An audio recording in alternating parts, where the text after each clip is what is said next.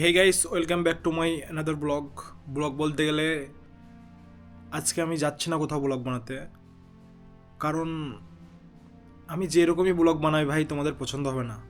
কারণ আমি নিজেই দেখছি তো ভিডিওগুলো, আমার নিজেরই পছন্দ হচ্ছে না, তাহলে তোমাদের কি ওর হবে? আর ভাই দর্শক রাখতে গেলে কিছু ভালো ভালো কন্টেন্ট দিতে হবে। এখনকার জেনারেশন একটু গালি দিতে হবে, একটু মস্তি করতে হবে, তবেই দর্শক আসবে, তবেই ফ্যামিলি হবে। অনেক মানুষ আমাকে ফলো করবে, সাবস্ক্রাইব করবে এরকম। বাট সত্যি বলছি, আমার ক্যারেক্টারটা ভালো না ভাই, আমার ক্যারেক্টার খারাপ ভাই। অনেক মানুষ আছে দুনিয়াতে, তাদের ক্যারেক্টার একরকম আর দেখায় একরকম। আমিও সেটাই করছি। আমি হয়তো আমি জানি আমি কীরকম, আমি ভেতরে ভেতরে, কিন্তু আমি সেটা দেখাতে চাচ্ছি না। আমিও গালি জানি, আমিও মজা করতে জানি, আমিও এনজয় করতে জানি। আমার ভেতরে একটা আলাদা লাইফ লুকিয়ে আছে, আলাদা জীবন লুকিয়ে আছে, কিন্তু সেটাকে আমি তোমাদের মাঝে আনতে চাইছি না। কারণ আমি চাই না ভাই যে আমার দেখে মানুষ কিছু খারাপ শিখুক। আমি চাই ভালো কিছু। হয়তো ছোট মুখে বড় বড় কথা বলছি, বাট এটাই আসল সত্য। আর ভাই তোমরা হয়তো ভাববা যে আমি সবসময় এই সানগ্লাস পরে কেন ভিডিও বানাই। আসলে সানগ্লাস পরার কারণ হচ্ছে একটাই, আমার একটা চোখে প্রবলেম আছে ভাই, রাইট সাইডের চোখে। আমার গ্রামগঞ্জের আশেপাশে সকল মানুষ জানে আমি গ্রামে কোনো সময় সানগ্লাস ইউজ করি না। সবার সামনে আমি যেরকম সেরকমই থাকতে পছন্দ করি, বাট ক্যামেরাতে একটু বেশি খারাপ দেখাই, সেজন্যই আমি সানগ্লাসটা ইউজ করি। আমি সবসময় ভাবি ভাই, আমার নিজের মধ্যে আমার কোনো কমি মনে হয় না। জাস্ট এই চশমাটা একটা আমার জীবনের কাল হয়ে দাঁড়িয়েছে, কন্টেন্ট ক্রিয়েটের জন্য।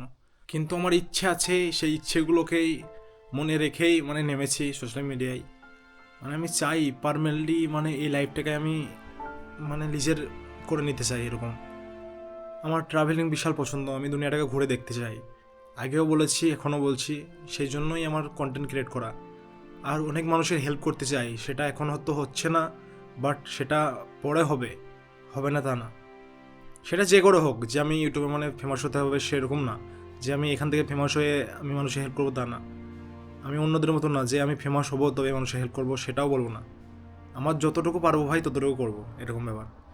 আর ভাই আমি যখন আমার 2015 কথা বলছি, 2015-তে ST স্টিফেন মডেল স্কুল ছিল একটা স্যালারে, সেখানে আমি পড়তাম। সেখানে ক্রিকেট বলে অনেক অনেক কিছুতেই আমার চোখে আঘাত লেগেছিলো, রাইট সাইডে চোখে। সেটা বুঝতে পারিনি, 8-9 মাস পর সেটা বোঝা যায় যে হ্যাঁ, আমার চোখে প্রবলেম হয়েছে, পর্দা ফেটে গেছিলো রাইট সাইডে চোখে। সেই জন্যই আমি হয়তো তোমাদেরকে করতে পারি না, কনফিডেন্সলি যেটা কথা বলতে পারি না ঠিকমতো। এখন একা আছি, তাও ঠিকমতো আমি পারছি না কথা বলতে। সবার সামনে থেকে কী করে হবে? তাও আমি চেষ্টা করি সবার সামনে কথা বলার, বাট এই চশমাটাই আমার জীবনের কাল হয়ে দাঁড়িয়ে গেছে। চশমাটা যদি না থাকতো আমি সবার সামনে কনফিডেন্সভাবে কথা বলতে দিতাম। এটার জন্য একটু ঘাবড়ে যায়, একটু এই হয়ে যায়, কনফিডেন্স লো হয়ে যায়, তাছাড়া আর কিছুই না। বাট আমি সবসময় আমার নিচু মানুষদের ব্যাপারে বেশি ভাবি, যে কত মানুষ আছে কারো হাত নাই, পা নাই, কত কি নাই, তারাও চেষ্টা করে দুনিয়াতে এগিয়ে যায়। অনেকজনাই কন্টেন্ট ক্রিয়েটার আছে, তারা কত রকম, কেউ খারাপ ভালো কত রকম আছে দুনিয়াতে মানুষ, তাদের মনে তো আমি ভালো আছি, সেইভাবেই আমি চেষ্টা করছি এরকম।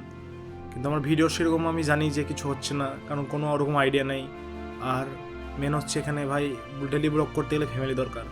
অনেকে আমাকে সাজেস্ট করেছে যে আমি ফ্যামিলিকে নিয়ে ভিডিও বানাবো, বাট আমি কোনো সময়ই সেটা করব না, কারণ আমাদের ইসলাম ধর্মে ভাই হিজাব ছাড়া সেটা নিষেধ। হ্যাঁ, অবশ্যই আমার ফ্যামিলিকে তোমরা দেখতে হবে কোনো এক সময়, সেটা কী করে দেখতে হবে? সেই হিজাব পরে বা বোরখা পরেই দেখতে হবে, নর্মালি না।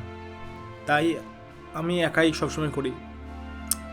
আর অনেকেই বলে যে একটা একটা মানুষের ক্যারেক্টারে এক মানুষ টিকে থাকে না, মানুষ আসে না এরকম।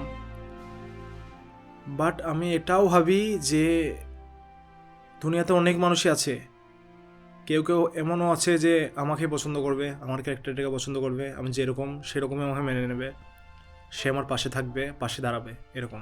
বাট আমি এটাও জানি না যে আমি এরকমভাবেই ভিডিও ভালোভাবে বানিয়ে যাব, কোনো ভাষা ছাড়া, কোনো খারাপ কিছু কন্টেন্ট ছাড়া এরকমভাবে বানিয়ে যাব। চেষ্টা করব যে সবসময় ভালো কিছু দেওয়ার, ভালো কিছু বানানোর, ভালো কথা বলার এরকম। কিন্তু ভাই নিজের উপরে বিশ্বাস নাই, বলতে গেলে সেই 12 মাসে আমার 12 রকম শয়তান আসে। মানে কখন কি করি নিজে জানি না, মানে নিজেকেই বুঝতে পারি না। মানে অদ্ভুত রকমের ছেলে আমি, কখন কি করি আমি মানে নিজেকে আজ পর্যন্ত বুঝতেই পারলাম না ভাই। মানে অপোনেন্টরা কী করে বুঝবে, আর তোমরাই বা কী করে বুঝবা। যাই হোক, এই আমার কিছু কথা তোমাদের কাছে রাখলাম। দুঃখের না, এটা খুশির কথা। আমি যে দুঃখ করে মানে কথাটা বলছি সেটাও না, আমার সঙ্গে যেটা হয়েছে সেটা তোমাদেরকে জানালাম, আর কিছু মনের কথা সেটা প্রকাশ করলাম। যাই হোক, ভিডিওটা ভালো লাগলে সাবস্ক্রাইব করে পাশে থেকো। চলো।